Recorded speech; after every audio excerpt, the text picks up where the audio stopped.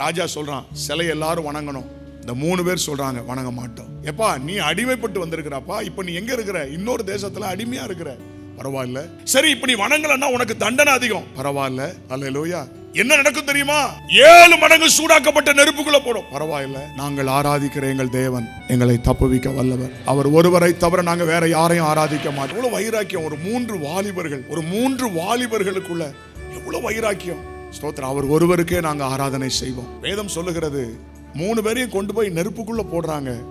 4வது நபராக கர்த்தர் உள்ள வந்துட்டார். அவர்களை பாதுகாத்தார். அந்த அதிகாரம் முடியும் போது வாசிக்கலாம், தேவன் அவர்களை அந்த தேசத்துல உயர்த்தினார். இன்னைக்கு சொல்லட்டுமா, யாரெல்லாம் அவர் ஒருவருக்கு தான் ஆராதனை செய்வேன், கடைசி வரைக்கும் நான் அவர் ஒருவரை தான் ஆராதிப்பேன், என்ன வந்தாலும் அவரை விட்டு நான் விலக மாட்டேன்னு சொல்லி வைராக்கியமா, என்ன வந்தாலும் சரி, ஒரு நாள் ஒருவேளை அதனால உயிரே போக வேண்டிய சூழ்நிலை வந்தாலும் பரவாயில்லை, 100% என் வாழ்நாள் முழுவதும் என்னை ரட்சித்த தேவன் ஒருவரையே ஆராதிப்பேன். ஹல்லேலூயா. என்னை ஆசீர்வதித்தாலும் சரி, ஆசீர்வதிக்காட்டாலும் சரி, என்னை உயர்த்தினாலும் சரி, உயர்த்தட்டாலும் சரி, எனக்கு சுகம் கொடுத்தாலும் சரி, கொடுக்காட்டாலும் சரி, அவர் ஒருவருக்கே ஆராதனை செய்.